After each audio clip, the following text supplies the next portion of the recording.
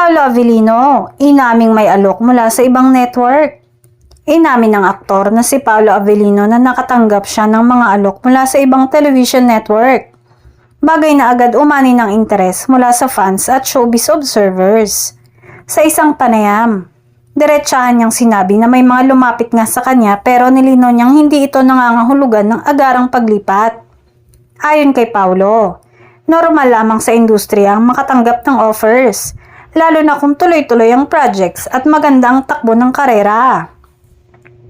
Aniya, tinitingnan niya ang bawat alok hindi lang sa aspetong pinansyal, kundi lalo na sa kalidad ng proyekto at sa magiging epekto nito sa kanyang growth bilang aktor.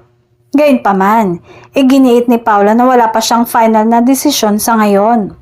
Mahalaga raw sa kanya ang loyalty at ang magandang working relationship na nabuo niya sa kasalukuyang network at sa mga taong patuloy na nagtitiwala sa kanya. Dagdag pa ng aktor, mas pinipili niyang mag-focus muna sa mga kasalukuyan at paparating na proyekto kaysa ma-pressure sa mga espekulasyon. Para sa kanya, ang tamang proyekto ay dumarating sa tamang panahon, ano man ang network na pinanggalingan nito. Sa kabila ng kanyang pag-amin, nananatiling bukas ang maraming posibilidad para kay Paolo. Sa ngayon, malinaw na maingat at strategic ang aktor sa bawat hakbang ng kanyang karera.